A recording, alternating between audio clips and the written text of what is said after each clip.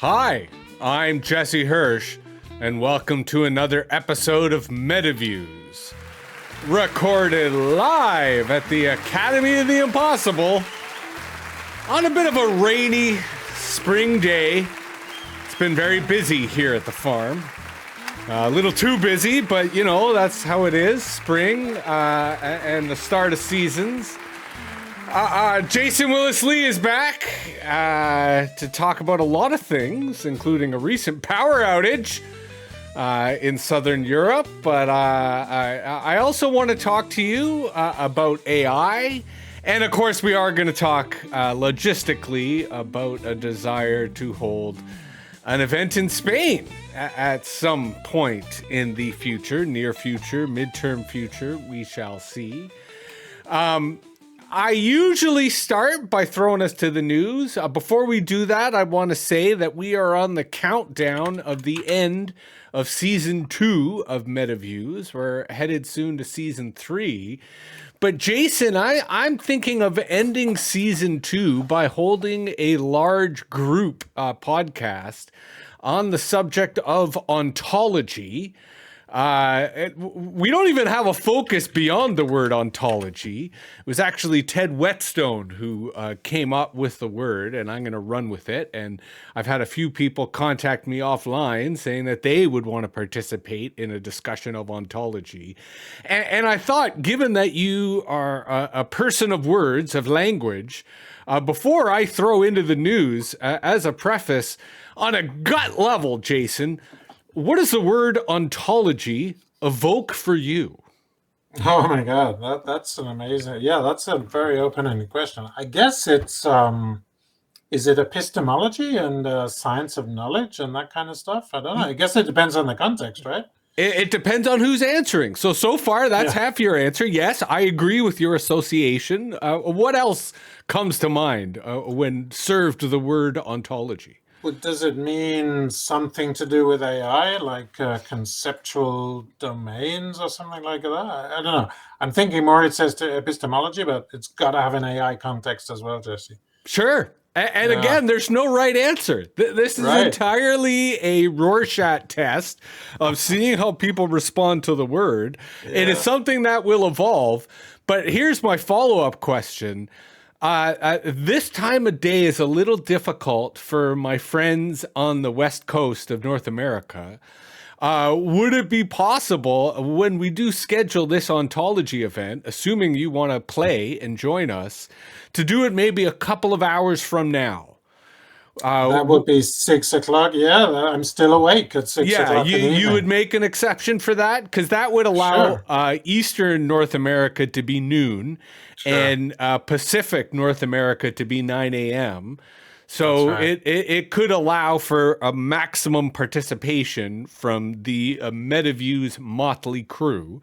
But as you know, we start every episode of Metaviews with the news, partly because Metaviews publishes a daily newsletter. And we've got a post up today on how the internet cannot be ignored. And this is a bit of a criticism against the establishment mentality of don't read the comments, of the people online are crazy and they must be ignored. So I wrote a little missive as to why that is misplaced and foolish. Although I will point out that I wrote a post 2 days ago on the weekend about how narcissism fuels conspiracies. And in its own modest way, it has gone viral on Substack and netted me a whole bunch of new subscribers. I raise that only because you and I have spoken about Substack in the past as a discovery platform. And in this case, it kind of worked out. But Jason, you know that in the news segment, we throw to our guest and we say, what news do you bring us, the Metaviews network? What can you tell us about the world out there? You know I want to hear about the power outage. But Well, by all means, if there's other news you want to share in addition to that, now's your opportunity. well, Jesse, you're absolutely right. A week ago, the lights went out not just in Spain, but in south of France, in parts of Portugal, and parts of northern Africa. I mean, we still don't know what happened, Jesse. It looks like it wasn't a cyber attack, but we don't know what happens. But there were some flying comments flying around online, Jesse, and I saw one 15 gigawatts wanted, dead or alive. Yeah. That was a good comment. So I got that one. Yeah, we don't know, but it was uncomfortable. 12:30 in the afternoon, I'm working away, beavering on a text, and then suddenly the lights go out, and they didn't come back until 10:30. So you can imagine us, having our dinner in the dark.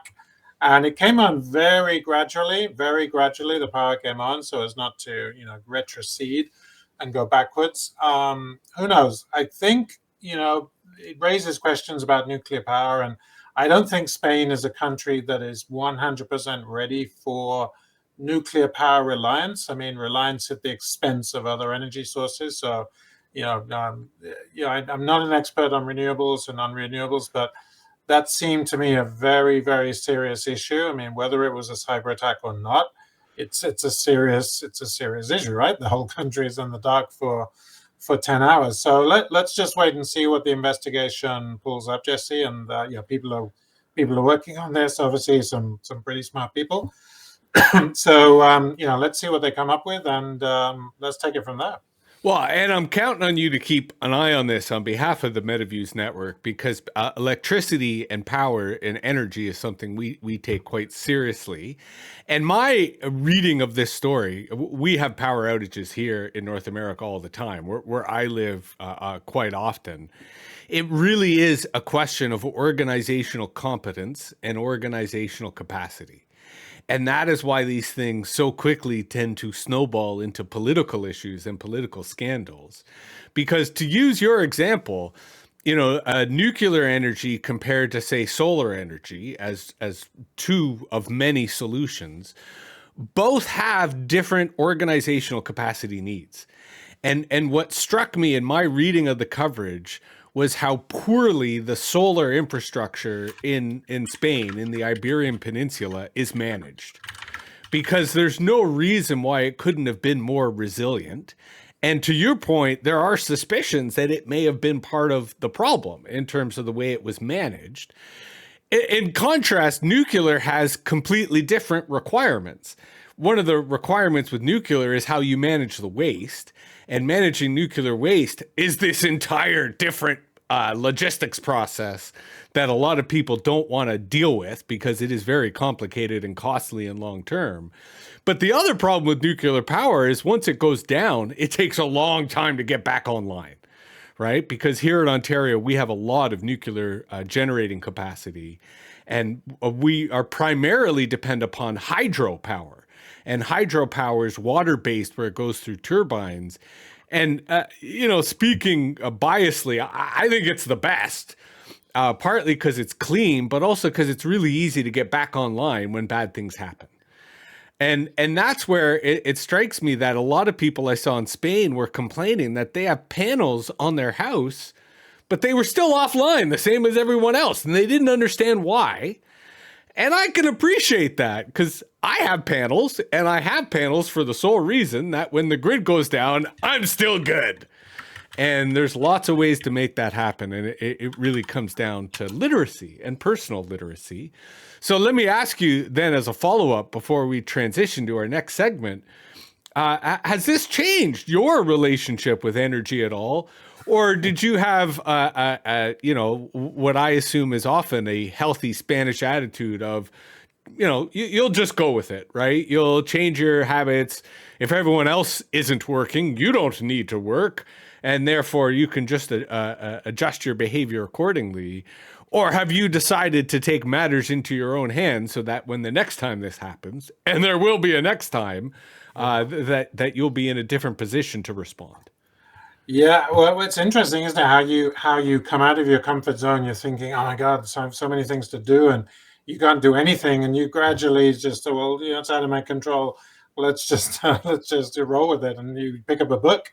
I literally picked up a book and started reading a book. Has it changed my relationship with energy? I mean, I'm definitely going to buy some more batteries, Jesse. I mean, I'm going to buy some backup power. That's for sure. Yeah, we had enough candles, and we had a few candles going, and the power came back at 10:30. It was pitch black outside, but it wasn't many hours pitch black. It was just a few hours. So it would have been more serious, I think, if it went into the next day, perhaps, and the whole evening was without power. That's the refrigeration, the freezer, those appliances, the microwave, there you're messing with people's, way of living and heating up their food and things like that. So sales in Spain of batteries and backup power and grills have, as you can imagine, have just skyrocketed since the power outage. But we realized immediately we didn't have a radio, Jesse. We didn't have a radio in the house. I mean, a radio is like our grandparents would have listened to radio. So, who's going to have a radio at home? So we don't even run a car. So we could have gone to the car radio. So, so we were just in the dark, literally, and in a new sense as well, and metaphorically. So I certainly would get some batteries and some torches into the house. So it was an interesting experience. It's not a bad thing to be taken out of your comfort zone for a few hours, because it does keep you on your toes. It keeps you. And just on the news, there was this survival segment on the news a few weeks ago, and I just wonder if they knew what was happening, if this was something planned. It was the kind of thing preparing us for exactly what happened, and nobody really paid attention to it. But have 3 or 4 days of food at home, have some good batteries, have things that we could have used like a week ago. So 8 days ago. So let's see. It's going to happen again, Jesse. No doubt about it. And let's try and be prepared next time. Yeah.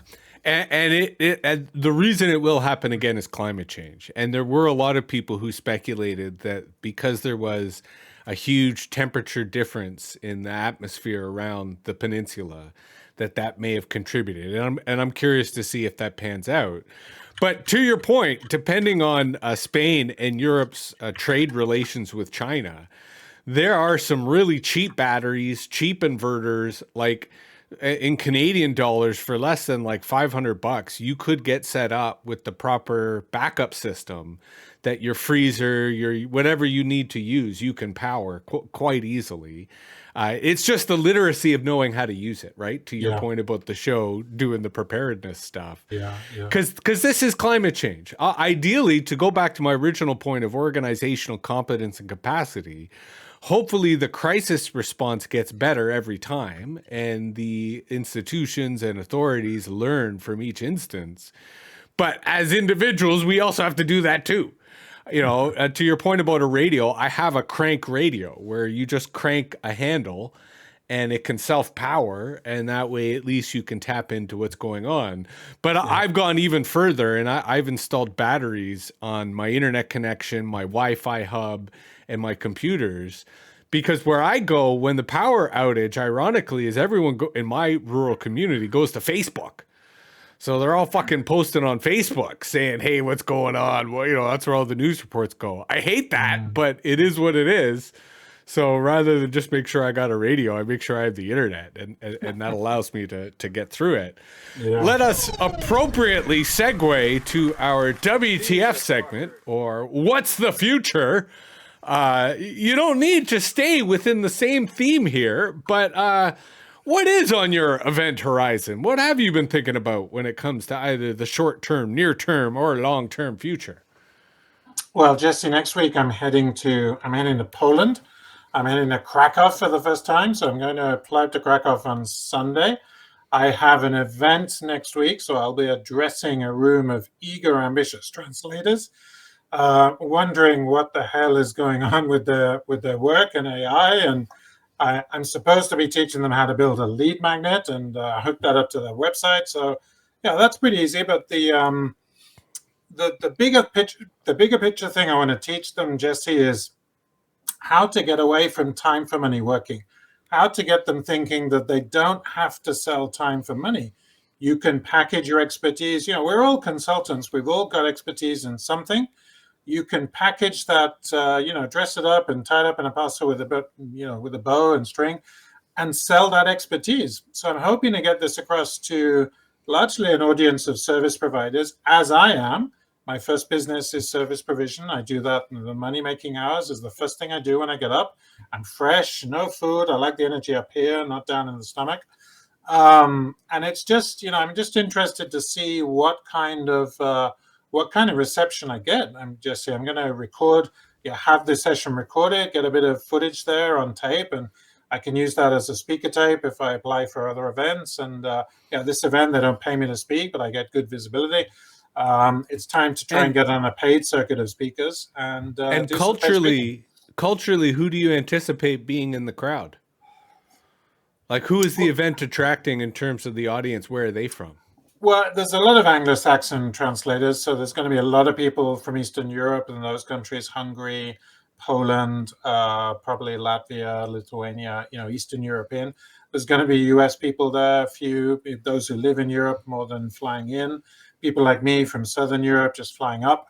So it's going to be a mixed bag, Jesse. My industry, there'll be a couple of people I've seen at an event just the other week. I was down in Cordoba sponsoring an event. I'm moving into the linguistic validation niche, which is it's all the cultural adaptation of clinical trials for different countries. So I'm trying to hedge my business moving forward and see if I can stay relevant and competitive. And I'm on the event circuit. I've probably grown out of the event I'm going to speak at, so that'll probably be the last time I do like a freebie for him. But it's they're all good experiences, and I get to go to Poland, which a country I've never been to. I probably will go to Birkenau and Auschwitz, but I will not be taking any pictures, Jesse. I think the way to honor, pay tribute, and respect a place like Birkenau is not to take pictures. You can just take pictures in your mind. Yeah. And I'm wondering, do I really want to take a picture of a train or a gas chamber? Of course not. Why would you want to take a picture of that? You rarely see people taking selfies at a funeral. Well, exactly. Yeah. And this is a mass funeral, basically going to Birkenau. Yeah. So I'm going there with the respect. I think the mindset that I need, and sure, it's a attraction park, and there are buses trundling to and from the hotels over the Birkenau, and there's 3 or 4 camps I think around there. So I'll pick one, and I'll just have a quiet visit, take pictures with my memory, and hopefully in 30 years' time, those memories will still be there, Jesse. Mm-hmm. Well, and the reason I asked the cultural question is I also find when I go to events like that, I have much to learn from the audience, right? Especially when the audience is different than me, and especially when they have different sort of perspectives. And I absolutely align with your argument that, I sort of frame it in the context of you're never going to maximize your labor value if you correlate it to time. That you have to remove time from the way in which your labor and your value is priced, because it'll never be in your favor. Exactly. Right? Like it's kind of basic negotiating for me. So I love that you're bringing that message, and I'm curious, to hear after the event how it went across and what the response was, and kind of for lack of a better phrase, not the cultural translation, but it all comes down to valuing our labor. So how do different cultures approach valuing our labor, and what can we learn from that to better our own valuing of labor? But you did give me the opportunity to ask a question that I came as part of my agenda today with our conversation.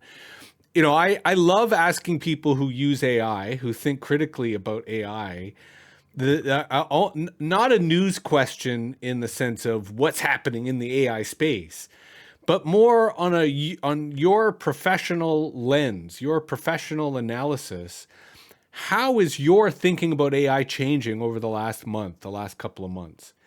And I frame it this way because I find that happens to me all the time. That my use of AI causes me to change because the AI is changing. I notice how the models are changing, and it changes my thoughts on how I use it and how I conceptualize it.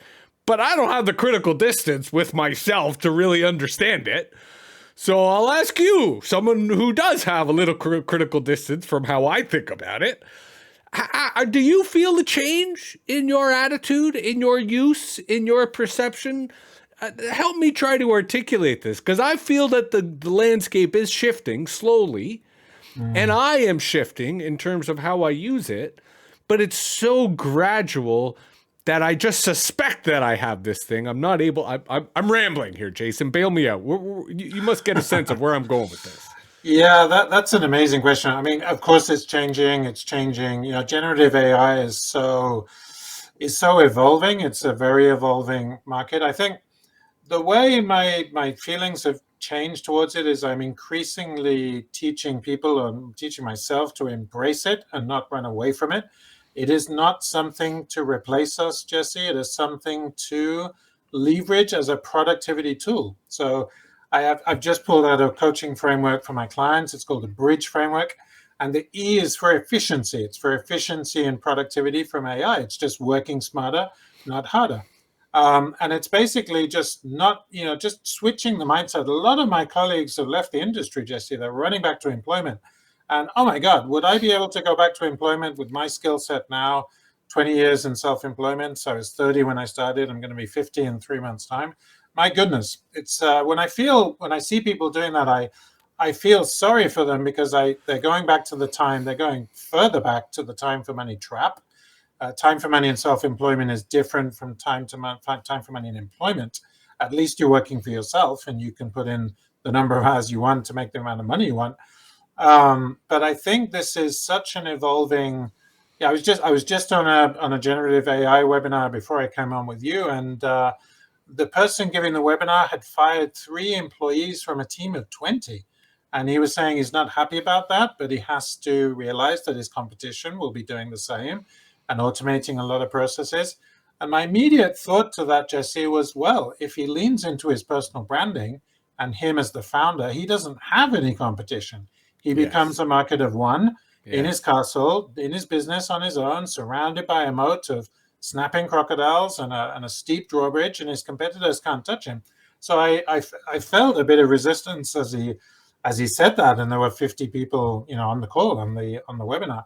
So I think the tech space is going so fast, we cannot keep up. But it also means that the human connection, Jesse, like what we're doing now, is increasingly more important. It is so much more important to spend time offline, to spend time with the loved ones you do life with, to spend time just leaning into those connections, both at work and at home. P2P selling, people still buy from humans, Jesse. All this AI, but I've never sold a consultancy package, never sold a translation without a human relationship with my prospect. Yes, 100%. And to you, I loved your kind of reaction there to the why mimic your competition when you can create a situation where you have no competition.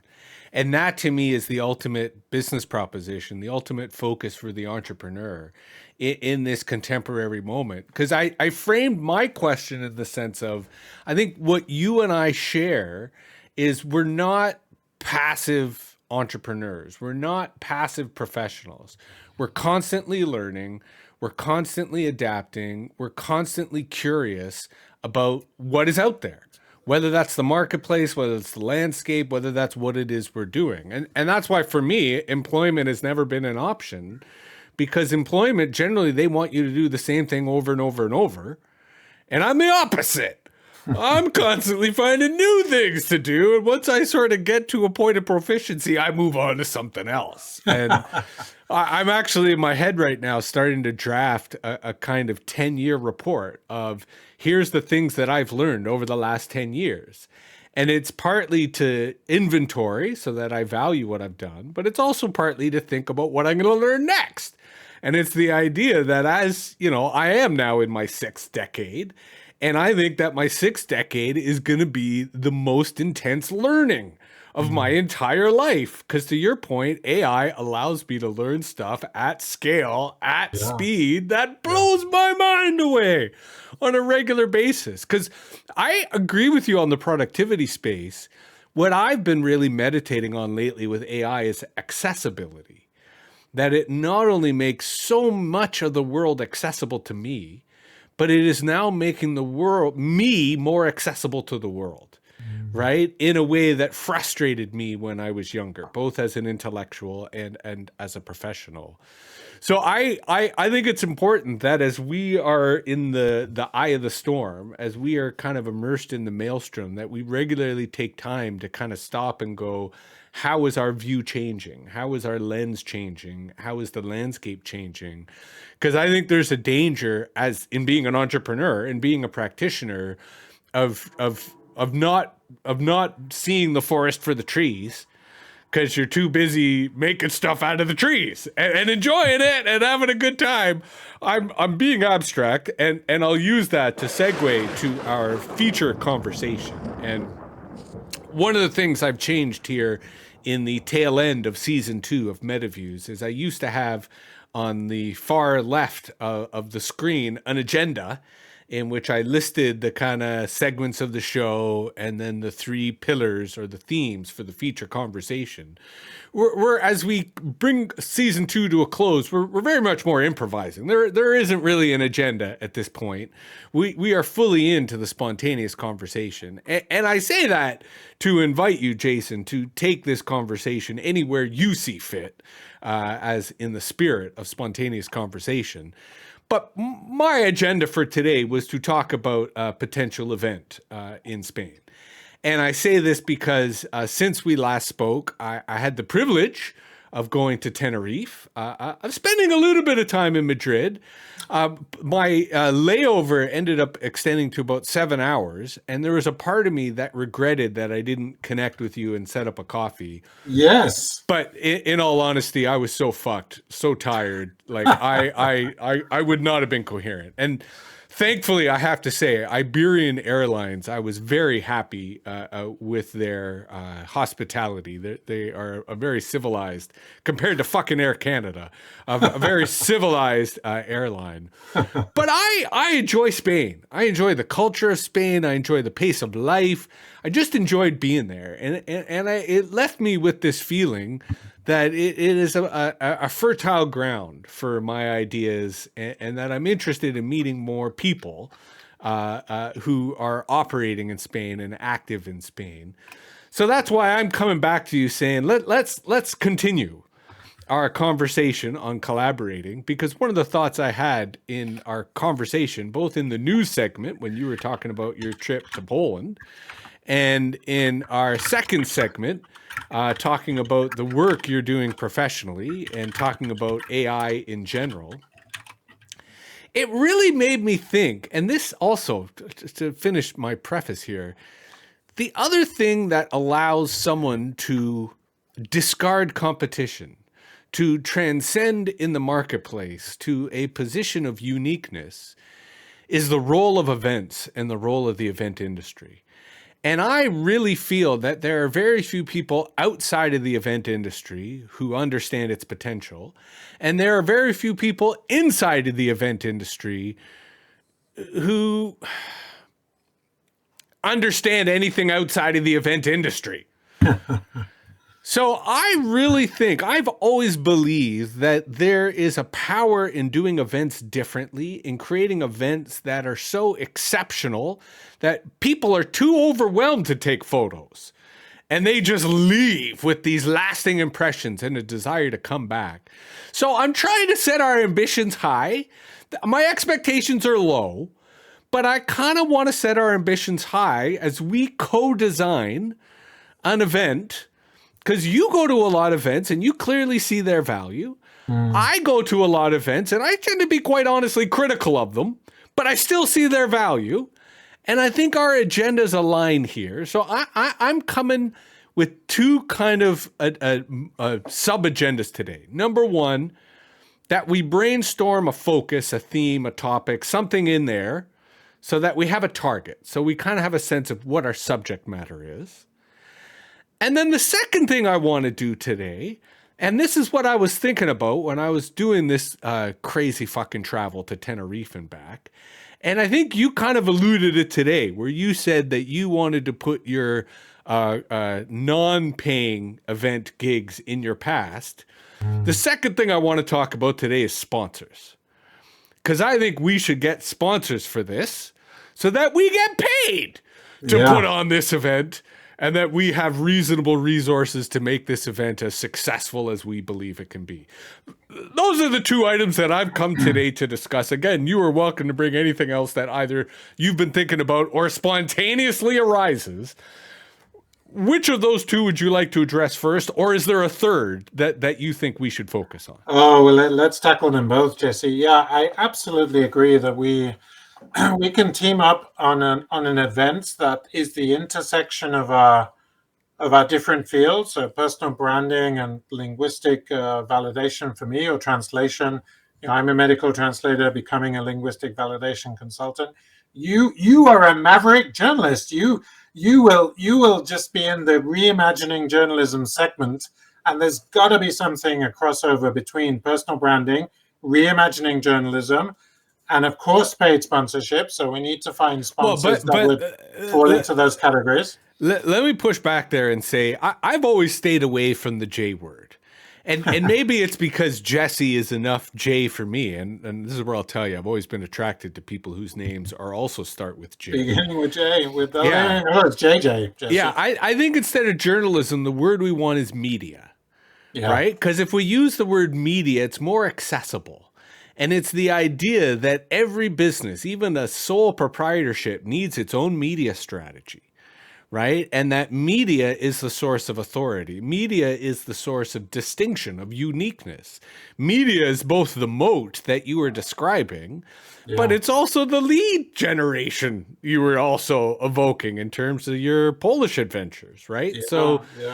Media is a much bigger bucket that then allows for things like narrative and marketing and branding and authority and engagement and credibility and all those words that come from that can attract, the audience or the clientele that you're anticipating would be up for this sort of thing.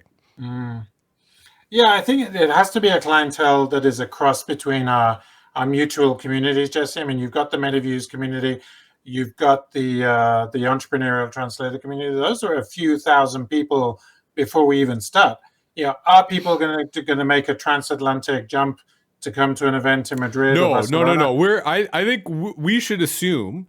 So I think we just identified our third topic accidentally, which is market. Who are we targeting? Right? Who is the user base here? Exactly. I think we should target local. And when I say local, I mean, I am now thinking Madrid rather than Barcelona. And I'm saying Madrid only because I've never really spent time there. And the modest time I was there, I thought I would like to explore Madrid. And that's where you already are. So logistically, it makes it easier. But then that includes anyone who can get to Madrid easily, right? And that is Europe.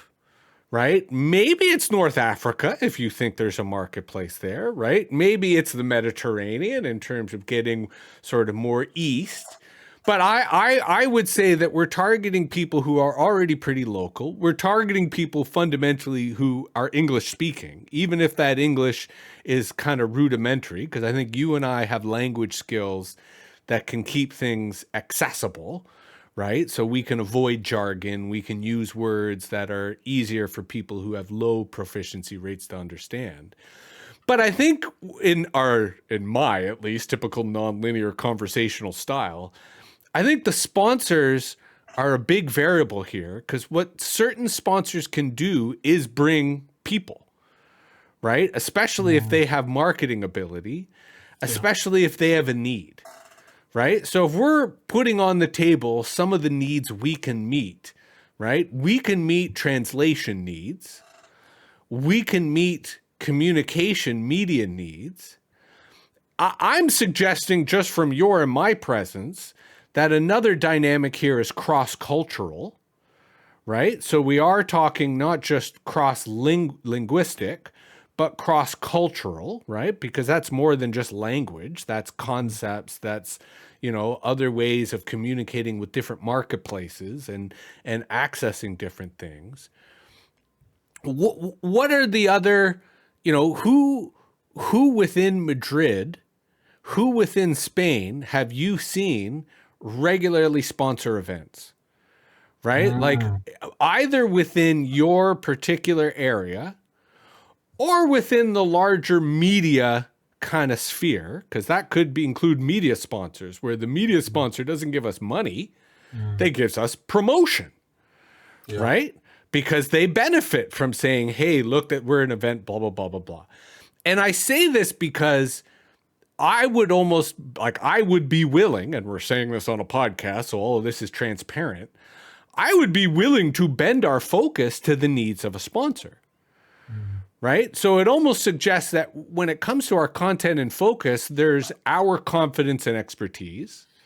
So there's the areas that we are confident that we could deliver a really cool event, a really substantive, because the other thing that we haven't talked about, but we have talked about, is AI, right? And I am confident that you and I could do an AI event that is totally unique, right? That nobody else even goes near.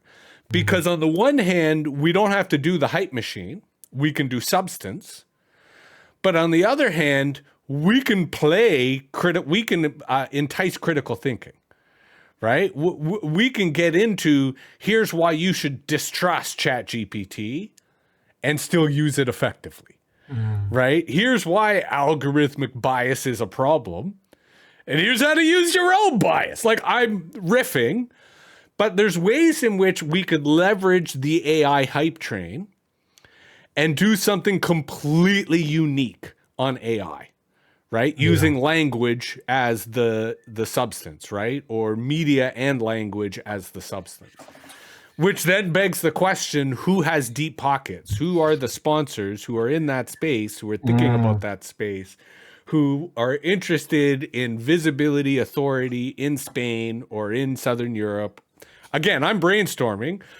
I'm suggesting that these are all questions we could be asking our friend Claude or our friend ChatGPT, because they are great at assessing and identifying these things, the same way that they can then help us come up with custom pitches, which we can then be submitting to these targets, right? Like, it strikes me as co-designers, it's not difficult for us to use these tools to help us accomplish what we desire, because the substance that we are bringing is unique and critical perspectives that I'm not seeing these things active in North America, which is a fucking hotbed of this activity. I suspect if you were seeing this where you were, you'd be going to these events and you'd be telling me all about them. So I think most of the sponsors of the events I go to are industry players. So they're computer-assisted translation tool companies. They are assisted AI companies like WordScope. They are linguistic validation companies. So that they will be looking for a very industry-specific event. If we join our two communities, then we get a broader base of possible customers, but we also need to get a broader focus of the content as well. So I think we do need to ask ChatGPT, and we need to brainstorm and Claude and Gemini and or DeepSeek, all these people, all these AIs to really nail down the content. And a unique AI event would be, it's difficult to come up with something that hasn't already been done, because this is a very rich space. But I am up for it. I'm up for the challenge. And I think we should definitely. But I think you missed what I was saying. I think what hasn't been done, correct me if I'm wrong, is an event that shits on AI. Right. Like an event that promises AI literacy, that promises AI skills, but takes an incredibly critical approach to AI. And like, here's an example, right? This could be, and I'm not saying this is the actual slogan. I'm saying this is the substance of the slogan. AI cannot think. AI will never think, but you do. Come learn how to empower your thinking with AI. Right? You get what I'm saying? Like, I have not seen a human-centric AI event. Because all the AI events that I've seen, and this just could be North America, this is why I'm saying it could be a different world in Europe, but all the events I see are basically, to your point about the sponsors, boosting AI like it is the greatest fucking thing ever. Versus I'm suggesting an event that shits on AI so you can then use it the way it was meant to be used, right? Which is powerfully. Which is for productivity, which is for accessibility. And my hypothesis here is that there is a large constituency of people who are just reacting to the hype train, are just like smart people who see stupid people promoting AI and go, I don't want to have anything to do with that. Right? Versus I'm offering a smart event that offers the substance of AI by also offering a critique of AI that validates what a lot of people are feeling, which is that, there's some bullshit to Sam Altman. There's some bullshit to Mark Zuckerberg. And that is making them prejudice to the substance that's there. And that's what we would offer. So I'm not suggesting that we would sponsor the sponsors that you have seen. Although after we got sponsors, we could certainly give them the opportunity to jump on the bandwagon. Right? I'm thinking about sponsors who understand that there is a cynicism in the market to AI, need to address that cynicism, and then want to benefit from it after the fact. Right? And again, we don't know who they are, and that's where what used to be a search engine, what is now an AI, would help us, in theory, identify them. Right? And I'll put some work into trying to articulate my question to the AI and see what I come up with. But like, for example, what is the largest media company in Spain? Telefonica. That's right. the state media company. Yeah, the state phone company. Telecommunications, Alcatel, Vodafone. But I mean, on the content side, do they also do content? Do they own the newspapers? Do they own the television stations? No. That would be Grupo Pisa. Yeah. They own the País. They own the state newspaper, the País. So those are the kind of La Razón, which is a bit of that's the newspaper, the right-wing paper, all the old gents are reading. The ABC, that's the Luca de Tena company that owns the ABC. So there are all these periodicals which have different slants and political leanings, as most papers do. So those would be the people I'd want to get as a sponsor. Yeah. Those right? Because we get them as a sponsor, even if they don't give us money, but they sponsor the event and they promote the event. Right? That is huge unto itself, which then connects us to sponsors who want to pay to be associated with the attention that event gets. Absolutely. Yeah. Right? And that's where I'm saying, correct me if I'm wrong, because this is another thing we'll research, whether there is anyone doing a critical perspective on AI. Because there's people who do critical perspectives on AI and then promote abstention, and then promote boycotting, and then promote not using it. But I think there is a very powerful opportunity to be critical of AI and then promote its usage. Right? Yeah. And that way you attract people who feel left out. You attract people who have power, who have money, who have intelligence, but who are not in the game. Right? Because that's, for example, when I went to Tenerife, I was speaking to the World Egg Organization. So this was the global egg industry, which has its own fucking problems with avian influenza. So every time I said the word AI, I had to say artificial intelligence, because otherwise they thought avian influenza. These are people who are still largely sitting on the sidelines of AI. Right. Because they don't trust the hype machine. So there is a huge opportunity to validate people's distrust, to validate people's skepticism, and then follow it up with substance, and then follow it up with strategy, and then follow it up with here's how these things work, right? And that's where perhaps the clientele are not translators. The clientele are people who are consumers of translation services. Right? So the frame is still within the domain of expertise, but it's more broad. Right? So that we attract more of a broad audience. Because here's another dynamic of our conversation. So the Poland event may be a wrong example, but if the Poland event was happening in Madrid, how much would the admission fee be? A few €100. I mean, I get the event for free because I'm speaking, but right, yeah. But how much are they charging? Right, 450, 450, something like that.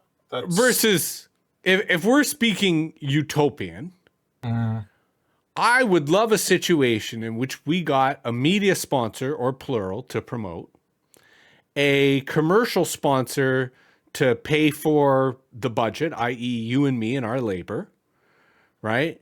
Another sponsor to pay for a venue, right? That could get us a decent amount of people with a decent amount of, like, you know, not just lecture, but group and interactive and fun shit, so that we could charge €20,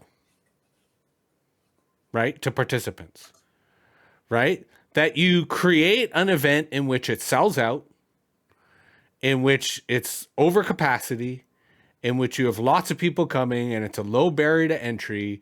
So the event itself is not the profit motive, right? The event generates money so that our time is incentivized and we enjoy it, right?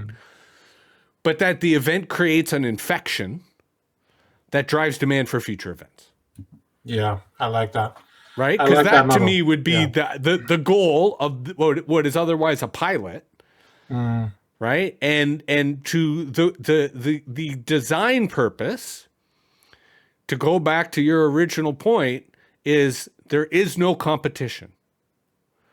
Right. So there is no other event that anyone could point to that is like this event. Right. Exactly. And we pull off this event. And part of that, and this is where I'm setting it high and I'm putting effort on myself here, not yourself, although feel free to take on as much of this challenge as you desire, is that I will need to articulate something that is so unique that it gets potential sponsors to take it seriously rather than just archive it in their Gmail. Right. And that further, we identify sponsors who are going to be so receptive to this, and that the budget is modest enough that it's a no-brainer. Yeah. And they just go, fuck yeah, okay, this is worth a gamble. This looks fucking crazy. These two guys, Jason and Jesse, what they're pitching, it's fucking irresistible. Why not? Yeah, absolutely. I mean, I think we can go after the media companies, Prisa, so that owns the El País, Grupo Planeta, which is another one. I think... Mediaset, there are three. Mediaset was owned by Berlusconi, wasn't it? There's lots of companies that we can go for. I like the idea that it's going to be critical of AI, but promoting. So I think a lot of translators will like that view because it's anti-AI. It's the human connection first, which is what the industry is looking for, is looking for human connection. I mean, all industries are like that. That doesn't mean that they're authentic or sincere, but they're all given this lip service right now. Absolutely. They're all paying lip service to human connection, more time offline, more time with loved ones, more time with close friends. So that kind of event could fly, that could fly.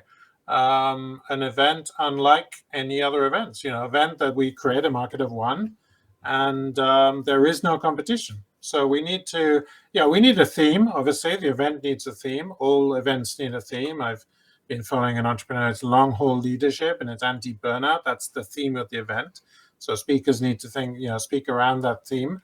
But it's something we could do. And I like Madrid because, I'm the person on the ground. We've got boots on the ground in Madrid already.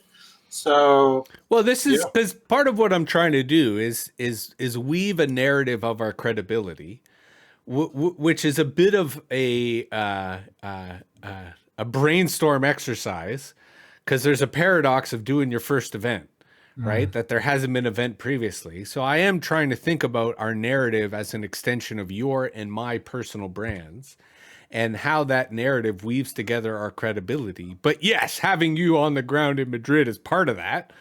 Here's what I propose moving forward. I will take the lion's share of responsibility from today's conversation to try to create a draft of something that I can send to you so that you have something to respond to and build with.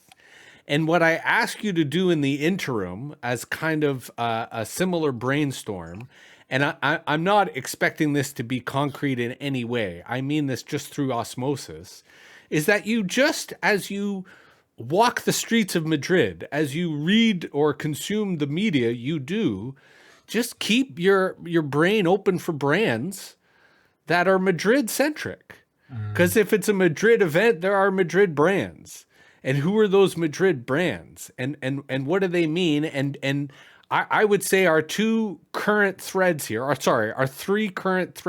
which I will weave together into a more powerful overarching meme, is language, media, and AI. Right? And we're thinking about how language and media and AI intersect and combine. And I'm going to try to create something unique and powerful out of that, just as a rough draft, which you will then have an opportunity to iterate or scrap or to move forward on. But I'm not asking you to do any other work other than open your brain, open your eyes, open your subconscious to the brands around you. Right? And how they might mesh with media, language, and AI. And otherwise, I'll get my AI friends to draft something up and I'll send it to you and we'll go from there. All right. That sounds amazing. Yeah. All good? Any questions? Nope. I'm writing down media, language, AI, and brands. There we go. That's good. Good. All right. That was a good one. Shifting into the shout out section here. I don't expect you to have any shout-outs prepared. Any spontaneous shout-outs you want to make? I just want to shout out my family. I've got my younger daughter in Salo at the moment. She's at the beach. And my elder daughter is leaving school and wants to do voluntary work in Sri Lanka, Jesse. Can you believe it? My other country. So that's nice. So I'm just thinking about them. And the event is great. As long as we make some money from the event, it is great. I am up for anything. I am game for anything. And to be clear, to reiterate, what I'm proposing is that the event itself not necessarily make money, but that our labor and costs in the event be covered. Oh, yeah. Right? Sure. So that you and I get paid as we should, and that all costs are covered. Yeah. But I am suggesting that we bootstrap this event in the way that it's meant as a pilot to create the opportunity for future events. Rather than suggesting that the event itself needs a certain margin. Okay. Right? That complicates things. And this is the example here, just to give you context. So in television production, in film production, for tax reasons, they usually deliberately engineer a loss. They make sure everyone gets paid, but they want the actual production to lose money for tax purposes. Yes. I'm not suggesting we're doing that, but I am suggesting that we separate our self-interest from the mutual interest. We make sure that our self-interest is covered so that the event interest has its own broader agenda. Yeah. Does that make sense? Any questions there? That does make sense. Yeah, that makes sense. Yeah. So that suggests moving forward, not today, you should be thinking in your head because we don't believe in pricing by time, what your flat fee is for co-organizing and participating in an event. So that way, when we do seek sponsorship, we're able to get the right amount of money. Yeah, absolutely. Yeah. All right. That was a good one. Thank you so much. Okay, so as I said previously to all the folks listening, this is the tail end of season 2 of Metaviews. We're going to have a few more episodes in before we do. Be sure to subscribe to our YouTube, rate us on podcasts, and let us know what you think of these transparent episodes that could otherwise be private business meetings. But for reasons of shared knowledge, I prefer to do these things out in the open. So that way, when people go 10 years from now, how did this $1 billion event series get started? We will be able to point them to the episode in time where the conversations took place. To me, that is the future of authority. So thanks again, Jason. Another great episode. We'll be in touch. We'll talk soon. And to everyone listening, thanks again. We'll be back before you know it. Take care. This has been another great episode of Metaviews. Stay fresh, stay cool, and get to know your local farmers.